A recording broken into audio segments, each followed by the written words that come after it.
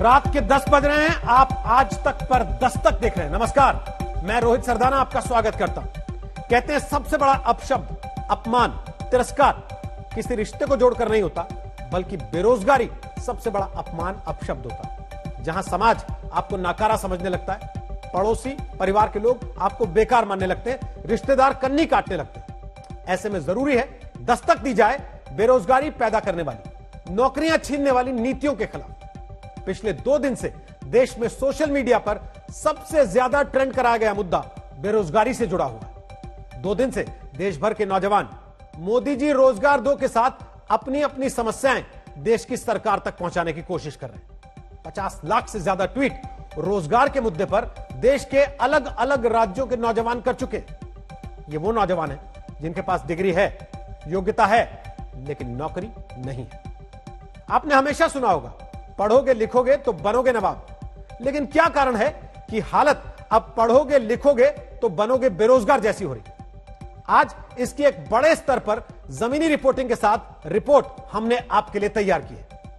इसलिए आपको संवाददाता शरद कुमार राजस्थान से रिपोर्ट दिखाएंगे, जहां 9 दिन से लाखों लटकी भर्तियों से जुड़े हजारों बेरोजगार नौजवान धरना दे रहे हैं। उत्तर प्रदेश से संवाददाता कुमार अभिषेक की रिपोर्ट देखिएगा, जो बताएंगे यूपी अधीनस्थ सेवा चयन आयोग में कैसे वर्षों से नौकरी की परीक्षा पास करके भी लोग नियुक्ति के लिए दर दर की ठोकरें खाने को मजबूर हैं। और गुजरात से संवाददाता गोपी घांगर दिखाएंगी बेरोजगार बना देने वाला सरकारी मॉडल कैसा होता है। इसलिए आज ध्यान से देखकर हर रिपोर्ट को देश के युवाओं के हित में सरकारों को जगाने के लिए दस्तक दीजिए। ये नौजवान है, ये इनका धरना चल रहा है और इनकी आज भी बेरोजगारी चल रही है। ऐसी बेरोजगारी की व्याख्याता भर्ती, नर्सिंग भर्ती, कंप्यूटर शिक्षक, फार्मासिस्ट, ऊर्जा विभाग, जलदाय विभाग, जल संसाधन, fireman, fire officer, clinical helper समेत 12 भर्तियों में दावा है 25 लाख नौजवानों की सांसें ऐसी रोक कर रखी गई हैं कि नौकरियों की प्रक्रिया पूरी कराने के लिए 9 दिन से धरना देते नौजवान बेहोश होने लगे। साथ ही पंखा झलते हैं, हाथ मलते हैं, आंखों में जिंदगी की उम्मीद खोजते हैं, पसीना पोंछते हैं, सीना सहलाते हैं, लेकिन 9 दिन बाद भी अब तक इनकी किसी ने नहीं सुनी। 10,029 पदों पर पंचायती राज एलडीसी भर्ती 8 साल से फंसी है। 1,534 प्रयोगशाला सहायक भर्ती 3 साल से लटकी है। 10,000 से ज्यादा नर्सों की भर्ती 2013 से अटकी है। इस तरह 12 भर्तियों में 25 लाख नौजवान अपनी नौकरी का इंतजार कर रहे हैं। रोजगार की आस में मां धरने पर है, बेटा गोद में, जिम्मेदारी कंधों पर, आंखों में इंतजार नर्सिंग की उस नौकरी का जो 8 साल पहले मिल जानी चाहिए थी। 8 साल से दर दर की ठोकरें खा रहे हैं। 2019 में 25 नवंबर को ये कहा था कि हमारी कमेटी बन गई, आपका सत्यापन लागू कर देंगे, लेकिन 1.5 साल हो गई उस चीज के बारे में, आज तक वो कमेटी नहीं पता कहाँ गायब हो गई। ये दूसरी माह है, जयपुर में 9 दिन से बच्चे के साथ बेरोजगारी का अपना संदेश सत्ता को सुनाना चाहती है। सत्ता के लिए अपनी बोतल में जनता को उतार लेने वाली राजनीति बाद में उम्मीदें खाली जो छोड़ देती है। अब की बार हमने सोच लिया, चाहे हम मरे चाहे जिए, हम ऐसे ही धूप में रहेंगे, हमारे बच्चे भी हमारे साथ जाएंगे और घर वाले भी आए हुए। तो 9 दिन से कहानी यह है कि बच्चे गोद में लेकर बेरोजगार माओं को धरना देना पड़ रहा है, युवाओं को प्रदर्शन करना पड़ता है, और धरना देते जो बेहोश हो जाते हैं वो उसी सरकारी अस्पताल में भेज दिए जा रहे हैं जहाँ से नियुक्ति पत्र अब तक नहीं आया। और यही बेरोजगार नौजवान अपना टाइम आएगा सोचकर सड़क पर धरना देते हैं, ट्विटर पर ट्रेंड कराते हैं रोजगार दो। इनकी आवाज सुनकर दस्तक देने लगातार पहुंचता है आज तक ये विक्की बोरान है। 2018 में रेलवे से जुड़ी परीक्षा का फॉर्म भरा, एक परीक्षा हुई, फिर 3 साल बीत गए। पता नहीं ये ज्वाइनिंग होगी, जिस हिसाब से पहले वाली भर्ती का चल रहा था उस हिसाब से तो ये 25 तक जाएगी, 2025 पकड़ लेगी।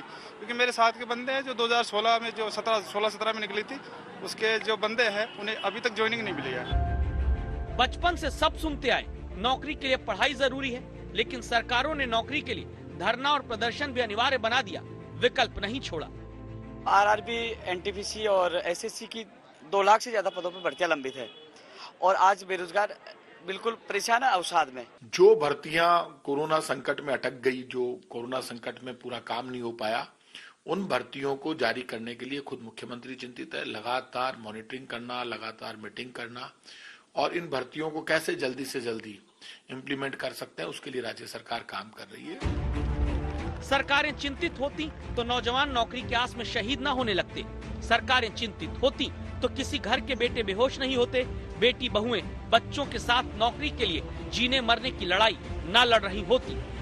बेरोजगारों का कहना है कि 2018 में जो एसएससी की भर्तियां हो जानी चाहिए थी, उसका प्रोसेस अभी चल ही रहा है। यही हालत रही तो कम से कम 2025 तक 2 लाख लोगों को रोजगार मिल पाएगा, जो एसएससी की तैयारियों में लगे हुए हैं, जो फॉर्म भरे हुए हैं, जो एग्जाम दे रहे हैं।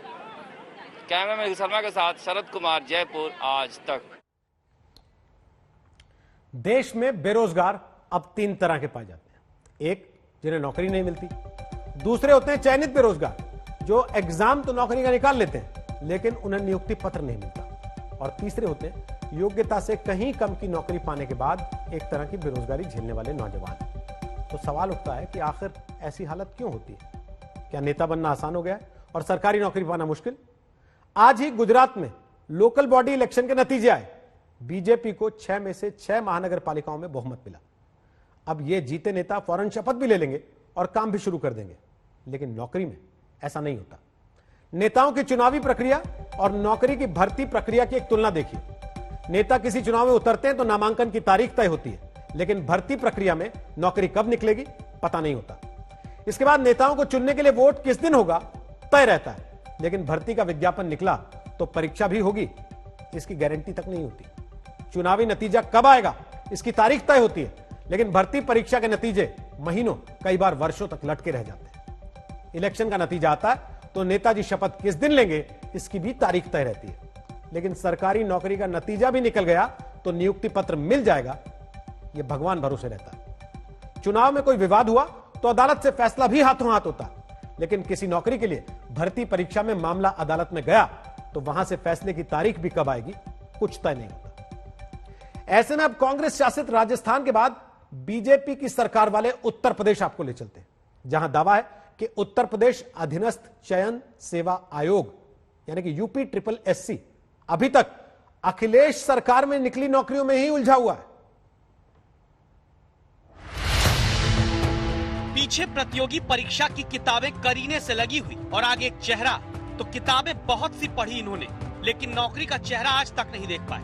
अखिल प्रताप जैसे युवाओं की कहानी लखनऊ से संवाददाता कुमार अभिषेक लेकर आए हैं। अखिल ने ग्राम विकास अधिकारी की परीक्षा वाला हाथी निकाल लिया, लेकिन नियुक्ति पत्र पाने की पूंछ फंसी रह गई।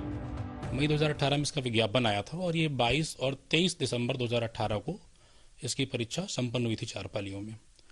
उसके 8 महीने बाद हम लोगों ने कई प्रोटेस्ट किए बीच में, उसके बाद 8 महीने बाद इसका परिणाम आता है 28 अगस्त 2019 को।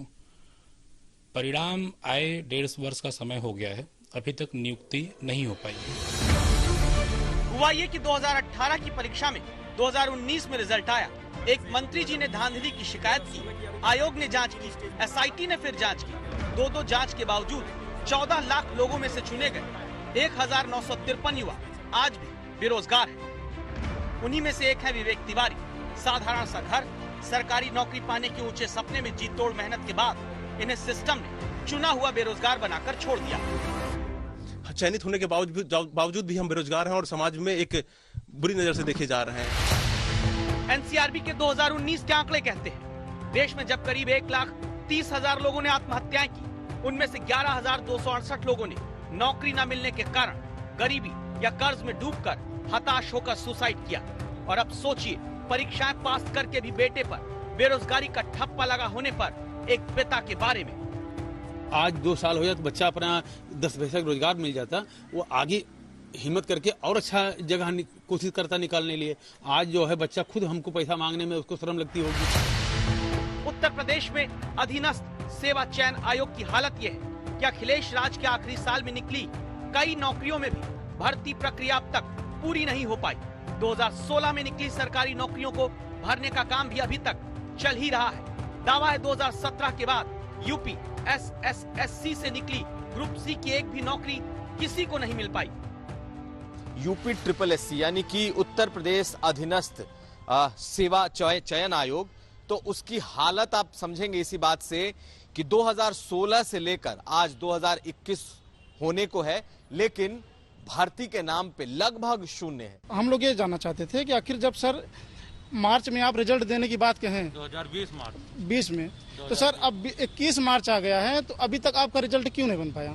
ये तो 2020 का मामला है, 2016 का सुन लीजिए, आपका क्या है? सर मैं सहायक कनिष्ठ 2016 भर्ती से हूँ। सर ये इसका विज्ञापन दिसंबर 2016 में आया था। दिसंबर 2016 में आया था। इसमें 3 चरणों में भर्ती संपन्न होनी थी। लिखित परीक्षा, टाइपिंग टेस्ट और साक्षात्कार होना था। 2016 से इसमें लिखित परीक्षा के बाद 4264 लड़के सफल हुए हैं और उस 4264 लड़के अपने भर्ती पूर्ण होने के इंतजार में 2016 से 2021 तक 4-5 वर्षों तक इंतजार के बाद आज तक सिर्फ टाइपिंग टेस्ट हुआ है। उसका अभी रिजल्ट आना है और साक्षात्कार बाकी है। कब तक ज्वाइनिंग होगी इसका कोई अंदाजा नहीं। पिछली सरकार में ये लोग फॉर्म भरते हैं और इस सरकार का भी कार्यकाल निकलने वाला है। अगली सरकार आने वाली है। इस तरह से उत्तर प्रदेश अधीनस्थ चयन आयोग काम कर रहा है। इसीलिए संवाददाता कुमार अभिषेक सीधे पहुंचते हैं यूपी अधीनस्थ सेवा चयन आयोग के मुखिया प्रवीण कुमार के पास और युवाओं के हक का सवाल दस्तक देकर पूछते हैं। 2017 में जब से ये सरकार आई और जब पहला विज्ञापन इस सरकार में आया, उसके बाद से लेकर के जितने आपने परीक्षाएं निकाली हैं, उसमें कोई नियुक्ति हुई है या नहीं? हुई है ना, सारी हुई है। उसी में तो हुए हैं सारे। ये जो है रजिस्ट्रेशन वाला उसी का है, खादी वाला उसी का है। नई सरकार के हैं सारे। ये सारे नई सरकार के ही है। मैं बता रहा हूँ आपको, ये सारे नई सरकार के ही, इसी सरकार के विज्ञापन है, इसी सरकार के उसमें से नियुक्ति पत्र जारी हो रहा है। जब इसकी सच्चाई संवाददाता कुमार अभिषेक ने हासिल की तो पाया कि ये बात तो सच है कि यूपी एसएससी ने पिछले 4 साल में 17,243 नौकरियां दी हैं, लेकिन इनमें से करीब 2,500 नौकरी ही 2017 के बाद निकली भर्तियों से जुड़ी है। 4 साल हो गए। अब भी चयन आयोग के दफ्तर पर आकर 2016, 2017, 2018, 2019 में निकली नौकरियों के रिजल्ट का इंतजार नौजवान करते पाए जाते हैं। क्या हमें आत्मनिर्भर बनने का हमें सर मौका नहीं मिलना चाहिए? इतने दिन से हम सब लोग मानसिक दंश झेल रहे हैं सर। घर वालों की हालत पैसे देते देते खराब हो रही है। किसी को शादी करनी है सिस्टर की, किसी को कुछ है, लेकिन ये लोग इस चीज को नहीं समझ रहे हैं। हम लोगों की बहुत ज्यादा हालत खराब हो रही है, घर वालों की भी हालत खराब हो रही है। कोई इलाहाबाद में पढ़ता रह के बाहर रह के, कोई लखनऊ में बाहर रह के पढ़ता है। 400-400, 500-500 किलोमीटर दूर पड़े हुए हैं। एक कमरे में रह के जिंदगी सर सिमट जाती है हम लोगों की बिल्कुल, लेकिन उस दंश को ये लोग नहीं समझ पा रहे हैं। अब सीधा सा सवाल, अगले साल उत्तर प्रदेश में चुनाव होना है। क्या चुनावी साल में वर्षों से लटकी चली आ रही नौकरियों को एक साथ देकर वोट कैश कराने वाले आंकड़े गिनाने की तैयारी हो रही है? कुमार अभिषेक, लखनऊ, आज तक। कई लोगों के मन में सवाल हो सकता है कि अरे मेरा बेटा बेटी तो प्राइवेट नौकरी करते हैं, हमें क्या फर्क पड़ता है?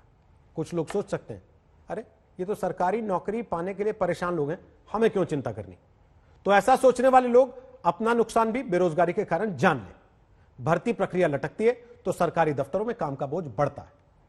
कम लोगों के ऊपर ज्यादा काम होने के कारण आम आदमी की फाइल, जनता का काम सरकारी दफ्तरों में लटकता चला जाता है। सरकारी दफ्तरों में फाइलों का अंबार लगता जाता है तो भ्रष्टाचार जन्म लेता है। जल्दी काम कराने के बदले रिश्वत का लेन देन शुरू होता है और फिर इसका असर आप तक भी पहुंचता है। इसको सीधे समझिए कि पुलिस में भर्ती पूरी नहीं होगी तो अपराध बढ़ेगा, कीमत आप चुकाएंगे। तो चलिए अब आपको गुजरात लेकर चलते हैं। गुजरात में लोकल बॉडी इलेक्शन हुआ। जो जीते अब तुरंत शपथ भी लेंगे, गद्दी भी संभालेंगे, काम भी करेंगे, वेतन पाएंगे, भत्ता भी पाएंगे। लेकिन अहमदाबाद की जिग्ना भावसार जैसे बहुत से लोग हैं जिन्होंने मेहनत की आंच पर अपनी शिक्षा हासिल की। उसी शिक्षा से जब नौकरी पाने की बारी आई तो सपनों को सिस्टम ने घिस दिया। जिग्ना ने मैकेनिकल इंजीनियरिंग में डिग्री हासिल की। इंजीनियरिंग की डिग्री लेकर एक प्राइवेट स्कूल में पढ़ाने लगी। 2015-16 में जीपीएससी यानी गुजरात पब्लिक सर्विस कमीशन का एग्जाम प्रोफेसर बनने के लिए दिया। 2019 में जाकर रिजल्ट आया तो प्राइवेट स्कूल ने इन्हें टीचर की नौकरी से हटा दिया। अब 2021 आ गया, लेकिन वेरिफिकेशन के बावजूद नियुक्ति की चिट्ठी आज तक जिग्ना को नहीं मिली। अपॉइंटमेंट लेटर हमें अभी तक नहीं मिले हैं। 1.5 साल हो गए हैं। पुलिस वेरिफिकेशन के बाद भी हमें 1.5 साल हो गए अभी कि आपको अपॉइंटमेंट लेटर दिया जाएगा। हम 1.5 साल से शिक्षण विभाग के धक्के खा रहे हैं। अभी अहमदाबाद में संवाददाता गोपी घांगर को अपनी ऐसी शिकायतें बताने वाले काफी लोग मिलने आए, जिन्हें अलग अलग विभागों में नौकरी की परीक्षा पास करने के वर्षों बाद भी नियुक्ति की चिट्ठी मिलने का इंतजार है। निमेश नाम वाले ये नौजवान उनमें से एक है जिन्हें स्टेट रिजर्व पुलिस की नियुक्ति पाने में धक्के खाने पड़ रहे हैं। जब भी जाओ तब भी वहाँ से निकाल देते हैं कि जाओ हो जाएगा, जाओ हो जाएगा। रनिंग हो गया है, एग्जाम हो गई है, डॉक्यूमेंट वेरिफिकेशन भी हो गया है, सब कुछ हो गया है। खाली ऑर्डर लेके खाली हाजिर ही होना है वहाँ पे ट्रेनिंग के लिए। सब कुछ हो गया है, कुछ बाकी नहीं है प्रोसेस में। कितने टाइम से इंतजार? ये 3 साल से मैडम इंतजार कर रहे हैं। दावा है गुजरात में जीपीएससी लेक्चरर असिस्टेंट प्रोफेसर वर्ग 2 के 278 लोग, स्टेट रिजर्व पुलिस के 1163 लोग, शिक्षा सहायक के 1796 लोग परीक्षा पास करके नौकरी पाने के लिए लटकाए और भटकाए जा रहे हैं। जब इनके बारे में सीधे डिप्टी सीएम से संवाददाता गोपी ने सवाल किया तो जवाब सुनिएगा।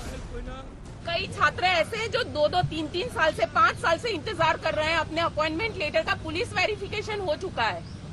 ऐसे मेरे पास कोई जानकारी नहीं। तो सवाल यही कि अगर देश में जनप्रतिनिधियों नेताओं के चुनाव में जीतने पर उन्हें गद्दी सौंपने की पूरी प्रक्रिया तय तारीख पर पूरी होती है तो फिर क्यों देश में नौजवानों को सरकारी नौकरी पाने में पापड़ बेलवाया जाता है?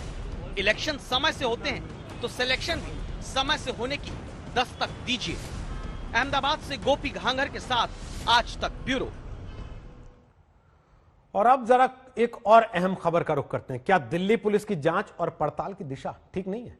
इस सवाल की वजह बनी आज दस्तक देते हुए आई 2 खबरें जिन्होंने दिल्ली पुलिस की दशा और दिशा दोनों को कटघरे में खड़ा कर दिया। पहले इन 2 खबरों को 2 तस्वीरों से जान लीजिए। किसान आंदोलन से जुड़ी टूल किट बनाने के आरोप में बेंगलुरु की जिस दिशा को दिल्ली पुलिस ने गिरफ्तार किया था उसे गिरफ्तारी के 9वें दिन दिल्ली की अदालत ने जमानत दे दी और दिल्ली पुलिस के रवैये पर कड़ी टिप्पणी भी अदालत ने की। दिल्ली पुलिस 22 साल के जिस क्लाइमेट एक्टिविस्ट दिशा की किसान आंदोलन से जुड़ी टूल किट में हिंसा का एंगल खोज रही थी, वही दिल्ली पुलिस हिंसा में 1 लाख रुपए के इनामी लखा सिधाना को नहीं पकड़ पाती, जो लखा ऐलान करके पंजाब के बठिंडा में किसान रैली कर लेता है और दिल्ली पुलिस का 1 लाख रुपए का इनामी लखा आराम से आकर रैली के मंच पर बैठता है और दिल्ली पुलिस कुछ नहीं कर पाती। ये 2 तस्वीरें बताती हैं कि दिल्ली पुलिस की हिंसा को लेकर जांच में क्या दशा है और क्या दिशा है।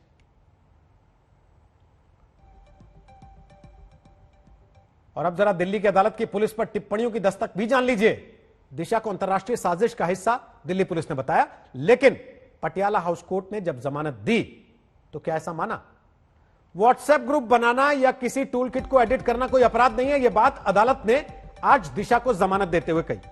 अदालत ने यह भी कहा किसी लोकतांत्रिक देश में नागरिक सिर्फ इसलिए जेल नहीं भेजा जा सकता क्योंकि वो सरकार की किसी नीति से असहमत है और देशद्रोह का मामला सिर्फ सरकार के टूटे गुरूर पर मलहम लगाने के लिए थोपा नहीं जा सकता।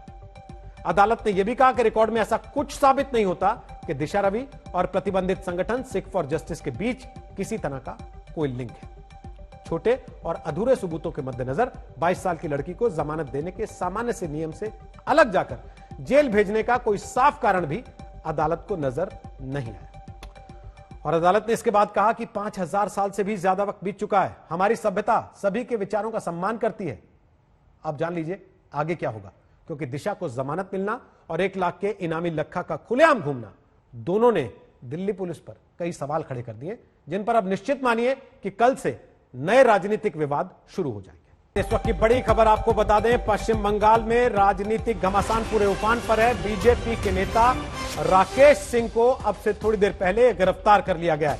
बंगाल बीजेपी के नेता राकेश सिंह का नाम बीजेपी की युवा इकाई की नेता पामेला गोस्वामी की गिरफ्तारी के बाद चर्चा में आया था।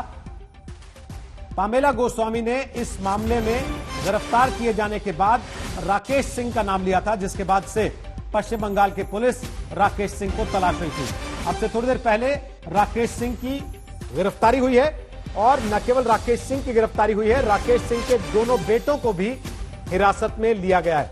आपको बता दें कि बीजेपी की युवा इकाई की नेता पामेला गोस्वामी ड्रग्स केस में गिरफ्तार की गई थी और पामेला गोस्वामी ने ही राकेश सिंह का नाम लिया था।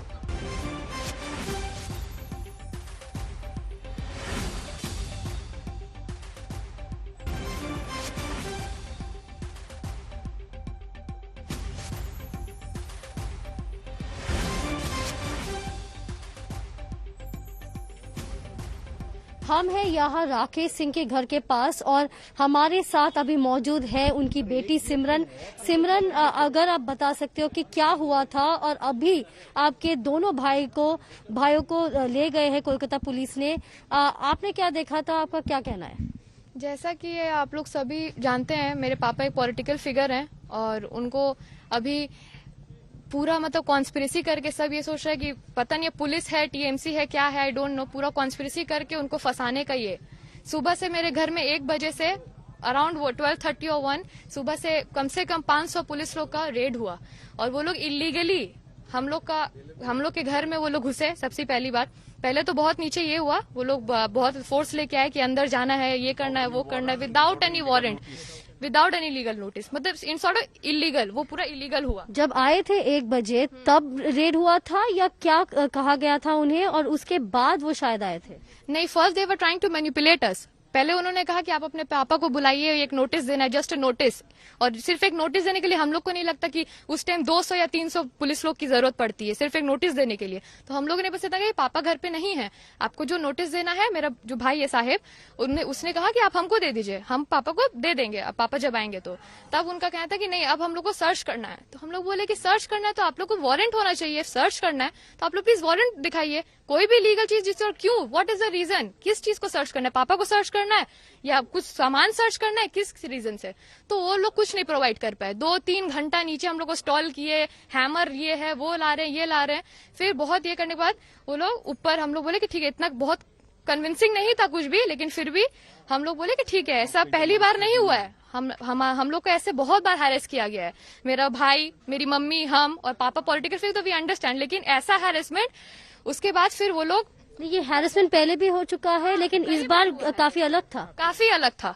इस बार वो लोग फिर ऊपर गए, सर्च हुआ था शायद आधे घंटा में, उस टाइम भी बहुत बदतमीजी कि ये, मतलब कोई भी सॉफ्ट नेचर से अगर बोलेगा मेरी मम्मी को डिप्रेशन है, हाई प्रेशर है, उनसे भी बदतमीजी की, आप दिखाइए, अलमारी खोलिए, और हम लोग बहुत कॉर्पोरेट कर रहे थे कि और सिर्फ आधे घंटे के लिए सर्च किया था, हाफ एन आवर में सर्च हो गया था। उसके बाद फिर वो ऊपर बैठे, फिर उन्होंने कहा कि फिर हम लोग को सर्च करना है। हम लोग, आप लोग तो ऑलरेडी एक बार सर्च कर चुके हैं, फिर क्या सर्च करना है? फिर हम लोग बोले कि ठीक है, सर्च करना है, फिर करिए। वो होने के बाद फिर बोले कि और 3 ऑफिसर्स आएंगे। हम लोग बोले ठीक है, 3 ऑफिसर किए, फिर तीसरी बार सर्च हुआ मेरा घर। और तब कितने ऑफिसर्स गए थे सर्च करने के लिए? घर पे हम लोग अराउंड 20 ऑफिसर, हम लोग विदाउट एनी वारंट। और हम लोग के लिए, हमारा एक छोटा घर, हम लोग इतना पुलिस लोग को रिक्वायरमेंट नहीं है, 5-6 जन भी जाएंगे तो हो जाएगा। फिर भी वो लोग इंसिस्ट किए कि नहीं, हम लोग को जाना है, 15 जाना है, 20 जाना है, 25 जाना है, मतलब फुल ऑन दादागिरी। और पूरे घर को सर्च किया या घर को, एक ड्रॉर, एक अलमीरा, पूरा मेरा घर तहस नहस पूरा हुआ था। फिर उन्होंने नीचे जैसे आते, वो पूरा उन लोग का प्लॉटिंग हो रहा था। ऊपर जब थे, कान में बात हो रहा है, वो करना है, बदतमीजी, ये कौर, एटा ये कौर, ओटा ये कौर, कोई भी ऐसे कोई फीमेल से बात नहीं कर सकता है। मेरी मम्मी से, मुझसे, एटा ये, बहुत बदतमीजी हुआ। फिर नीचे आने के बाद जब हम लोगों ने गेट खोजा, पूरा मीडिया थी हमारे गेट के सामने, तो जैसे धक्का दिया, धक्का बुक्का, तो वो तो जब हम लोग एंटर, कोई लेडी पुलिस ऑफिसर थी, यस, लेडी पुलिस किक्ड मी पीछे से। पहले तो उन्होंने किक किया, तो उस टाइम मैंने चिल्लाया भी, ये पूरे न्यूज में होगा। उसके बाद ऊपर भी जब जाते टाइम मेरे को धक्का देना, ये करना। मेरी मम्मी उस टाइम हम लोग बैठा देते कि मम्मी को ये नहीं, लेकिन मम्मी से बहुत बदतमीजी से बात किया गया। मेरे को तो धक्का, फिर बदतमीजी से बात करना, ऐसे पकड़ना, वो सब कोई बड़ी बात वो लोग के लिए ये था ही नहीं। लेकिन किस सिलसिले में सर्च कर रहे थे ये कुछ नहीं बताया गया, और कि ये बात illegal, without any search warrant आप किसी का घर सर्च कर सकते हैं? Is this in the law? No. आपको किसी का घर सर्च करने के लिए एक सर्च वारंट देना पड़ता है, एक प्रूफ देना, मतलब एक लीगल ये कुछ देना पड़ता है कि हम किस रीजन से जा रहे हैं, किस रीजन से क्या सर्च करना है, किस इंसान को सर्च करना है। और जब मेरे पापा नहीं मिले तो भी वो लोग वहां पे बैठ के पूरा ये कर रहे हैं, बात हो रहा है, कान में बात हो रहा है, फोन में बात हो रहा है, बदतमीजी हो रहा है। उसके बाद नीचे आने के बाद वो इतना प्लान था, इतना प्लॉटिंग था, एक गाड़ी इस साइड, एक गाड़ी उस साइड, मेरे भाई को धक्का दे के साहेब सिंह एक बार उसको, और this was not a arrest, ये अरेस्ट इसको नहीं बोलेंगे, इसको किडनैपिंग बोलेंगे, जो कि वो सरेआम सब। तो राकेश सिंह की बेटी ने आरोप लगाए हैं, बंगाल की पुलिस पर कई संगीन आरोप लगे हैं, और इसका मतलब ये कि एक बार फिर बंगाल में राजनीतिक तूफान इस चीज को लेकर आने वाला है। एक तरफ ममता बनर्जी के भतीजे सीबीआई के रडार पर हैं, और आप दूसरी तरफ बीजेपी के नेता जो कैलाश विजयवर्गीय के करीबी कहे जाते हैं राकेश सिंह, उनको पश्चिम बंगाल की पुलिस ने गिरफ्तार कर लिया है। और अब बात वैक्सीन के लिए आपके हक की लड़ाई की।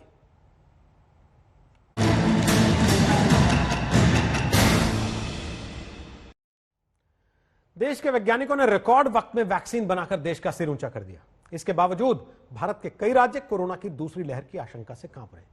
ऐसा तब है जब हमारे डॉक्टर्स के हाथ में वैक्सीन है, फिर भी महाराष्ट्र के कुछ इलाकों में नियंत्रित लॉकडाउन लगाना पड़ रहा है। सवाल है क्यों? जवाब है कोरोना के टीकाकरण की धीमी रफ्तार। इसीलिए जनता के साथ खड़ा रहने वाला न्यूज चैनल आज तक आज जनता को जल्द से जल्द वैक्सीन दिलाने की मुहिम शुरू कर रहा है। सरकार अब एक काम कीजिए, वैक्सीन अब बांट दीजिए। सवाल यह है कि जब कोरोना का खतरा हर पल बढ़ रहा है, लॉकडाउन वापसी की आशंकाएं कई राज्यों में खुद सरकारें दिखा रही हैं। सीरम इंस्टीट्यूट में 10 करोड़ कोरोना के टीके अपनी बारी का इंतजार कर रहे हैं। 10 करोड़ टीके हर महीने बनाने की क्षमता हमारे पास है। प्राइवेट सेक्टर भी मदद को तैयार है, तो फिर जनता को वैक्सीन मिलने में आखिर देरी क्यों हो रही है?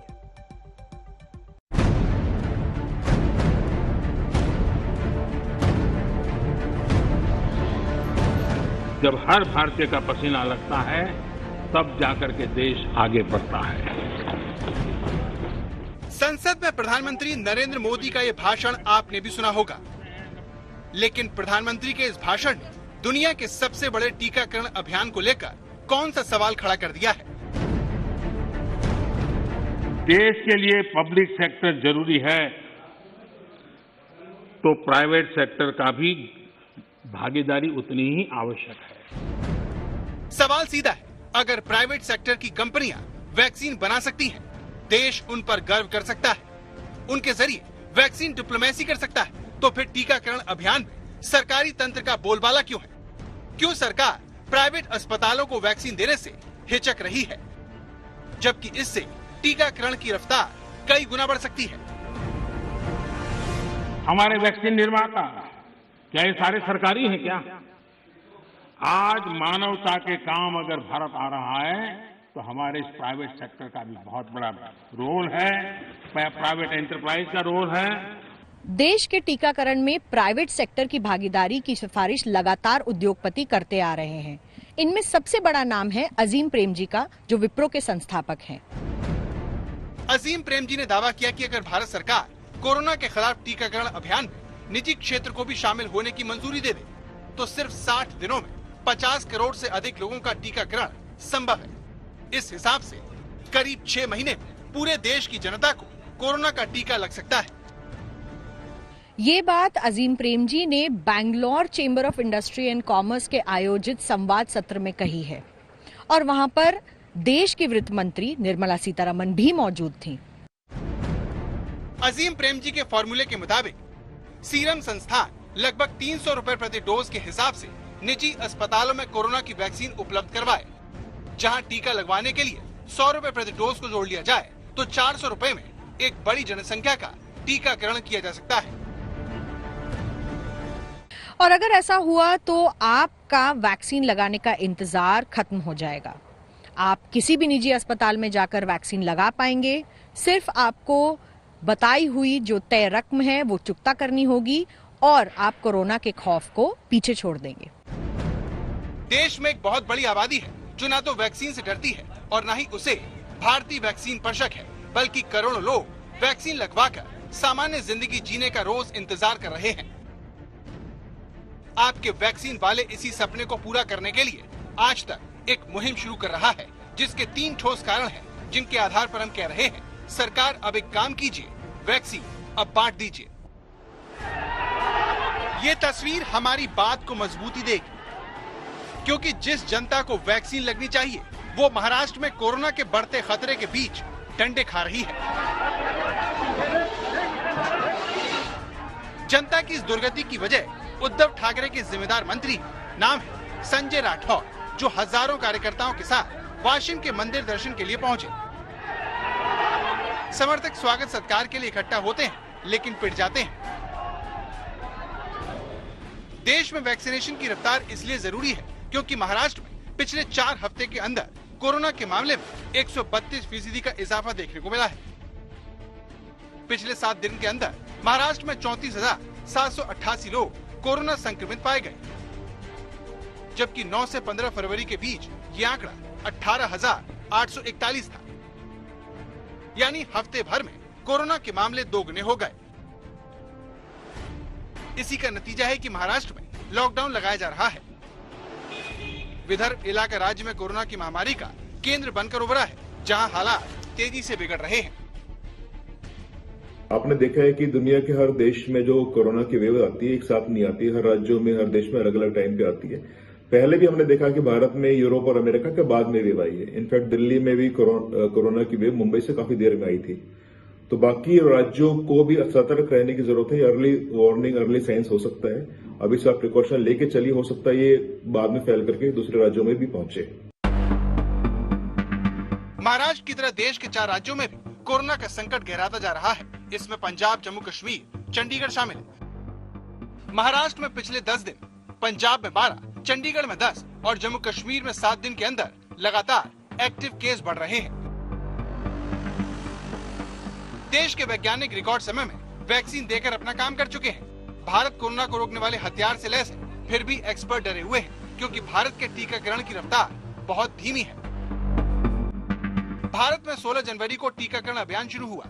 अब तक 1,17,45,552 लोगों को कोरोना का टीका लग चुका है।